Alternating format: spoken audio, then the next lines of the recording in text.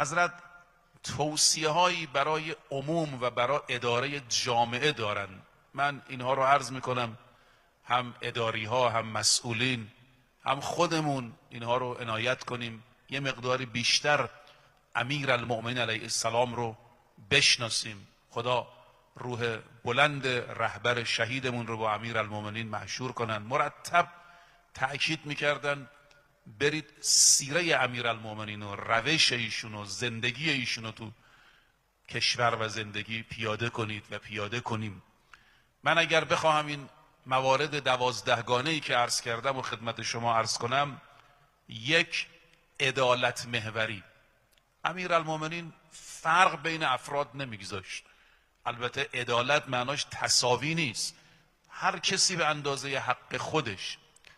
ولذا میفرمود، توصیه میکرد به مالک حالا که میری مصر، العدل فی الرعیه، مواظب باش در بین مردم عدالت، نه این چون فامیلت بیشتر بهش بدی اون غریبه است کارشو دیرتر راه بیاندازی.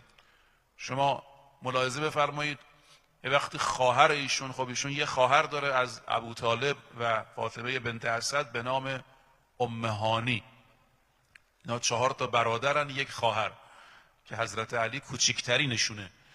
خواهر ایشون اومد اون موقع مثل الان که فرض کنید مثلا یارانه میدن، اون موقع هم بیت المال رو تقسیم میکردن.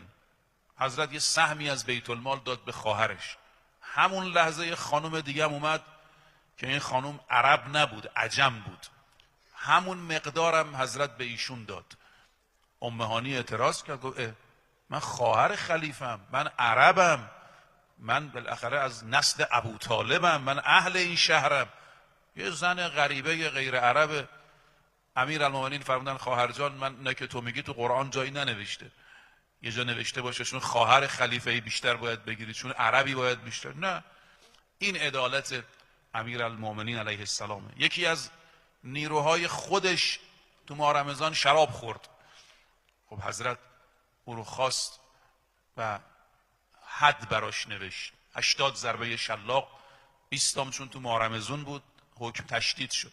اومدن شب بستگانش گفتن آقا بالاخره این سالها با شما بوده، کنار شما بوده، مدح شما رو میگفته، حالا شما میخواید حد جاری کنید، خب آبروش میره دیگه، نمیمونه.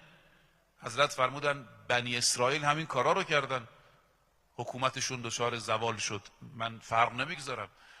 نجاشی رو حد زد. خب نجاشی هم رفت پیوست به معاویه. بله، خیلی آدما از عدل علی به ظلم معاویه گریختند. خیلی آدما، حتی برادرش عقیل